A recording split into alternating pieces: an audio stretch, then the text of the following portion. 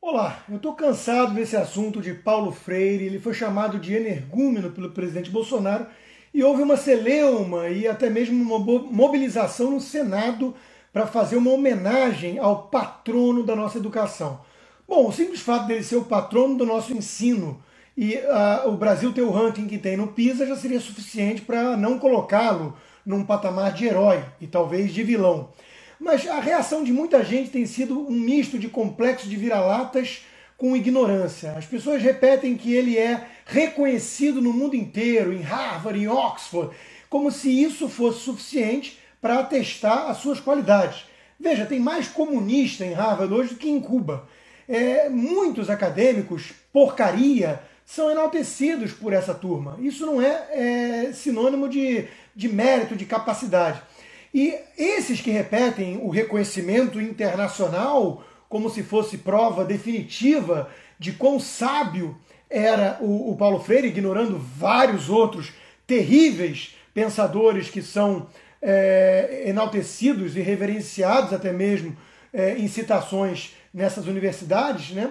Eles nunca leram Paulo Freire. E aí vem a acusação que fazem. Vocês nunca leram Paulo Freire. Vocês atacam Paulo Freire sem saber nada sobre ele ou o seu método.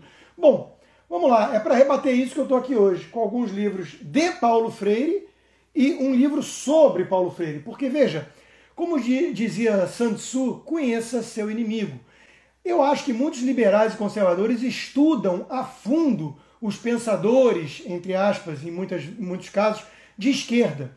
Inclusive, você pode pegar Raymond Aron, por exemplo, um liberal francês, tem um livro sobre o marxismo onde ele se dedicou com afinco a isso.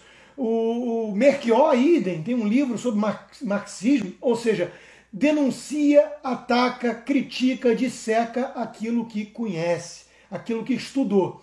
A pergunta que eu faço é: quantos desses marxistas, esquerdistas, leram Hayek, Mises, Roger Scruton, Michael Oakeshott e tantos outros pensadores associados à direita, liberais ou conservadores? Essa é a pergunta que fica. Portanto, você nunca leu Paulo Freire, você está falando sem conhecer. Bom, eu garanto que eles nunca leram esse livro organizado pelo Tomás Giuliano, onde disseca Paulo Freire, mas eu quero aqui me ater ao próprio Paulo Freire, né? Vocês que repetem que nunca lemos Paulo Freire, eu vou ler alguns trechos então para vocês e vocês tiram as próprias conclusões, ok? Sobre esse grande pensador que amava ditadores comunistas. O meu ponto de vista é o dos condenados da terra, o dos excluídos. Parece uma música, uma canção de Chico Buarque, não é mesmo? Essa é a postura dele. Paulo Freire é aquele que importou para dentro de sala de aula o conceito de oprimidos e opressores do marxismo. Ele só enxergava classes e não estudantes podendo aprender de forma objetiva matéria, conhecimento, né? É nesse sentido que reinsisto em que formar é muito mais do que puramente treinar o educando no desempenho de destrezas. E por que não dizer também da quase obstinação com que falo de meu interesse por tudo que diz respeito aos homens e às mulheres, assunto de que saio e a que volto com gosto de quem a ele se dá pela primeira vez. Daí a crítica permanentemente presente em mim à malvadez neoliberal, ao cinismo de sua ideologia fatalista e à sua recusa inflexível ao sonho e à utopia, atacando o neoliberalismo como o ensino burocrático que ele chamava, ensinar matérias aos alunos de forma objetiva, ensinando-os a pensar por conta própria, né? Em lugar disso, ele oferece a utopia do ponto de vista dos excluídos, certo? Isso é o Paulo Freire, isso é o Paulo Freire.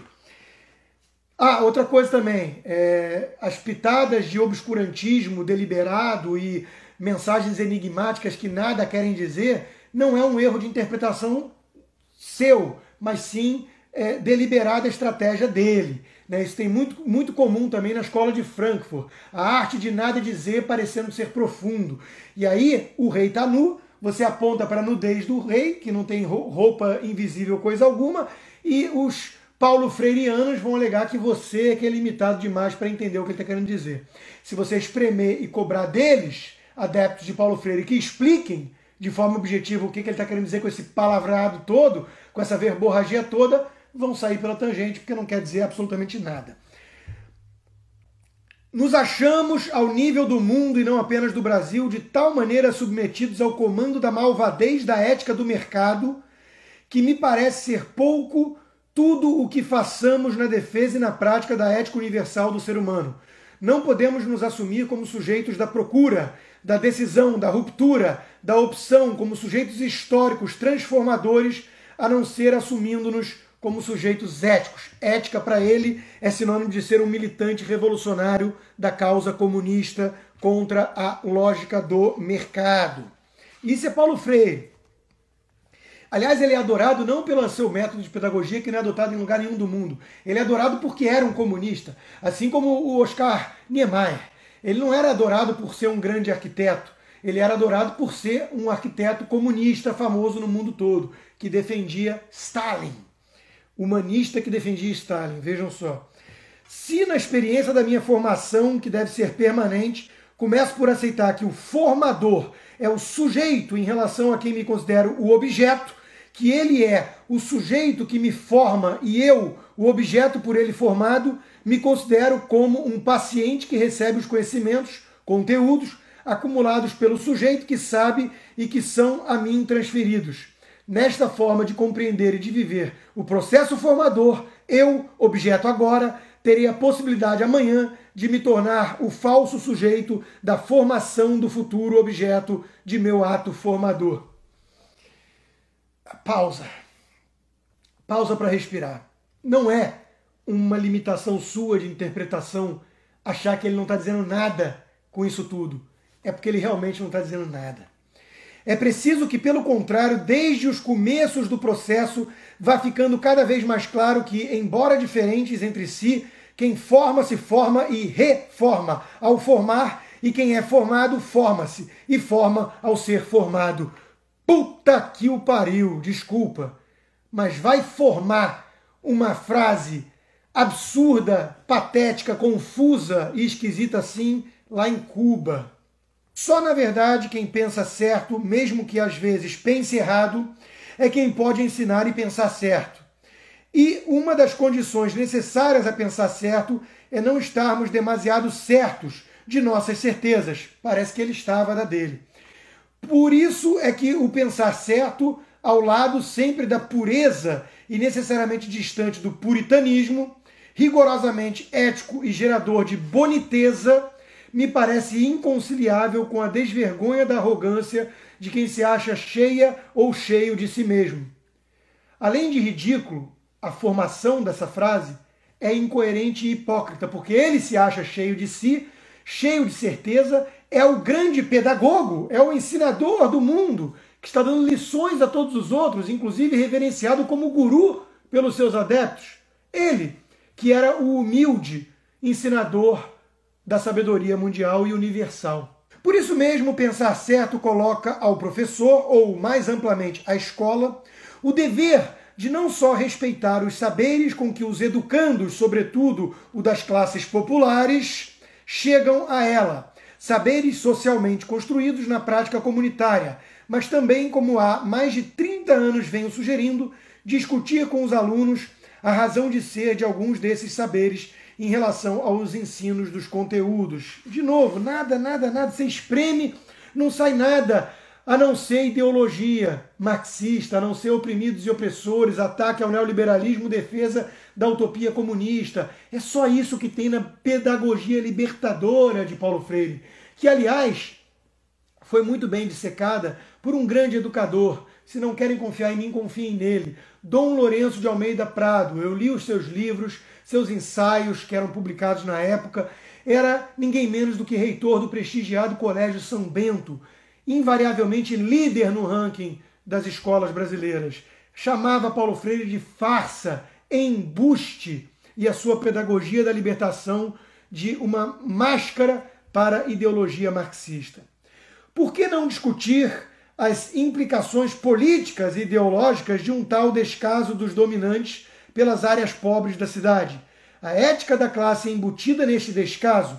Por que, dirá um educador reacionariamente pragmático, A escola não tem nada a ver com isso. A escola não é partido. Ela tem que ensinar os conteúdos, transferi-lo aos alunos. Aprendidos, esses operam a si mesmos. E ele achava isso um absurdo, porque para ele a escola tem que ter partido, e tem que tomar o partido da esquerda radical, tem que criar militantes revolucionários, incutir o senso de reformador do mundo nos alunos.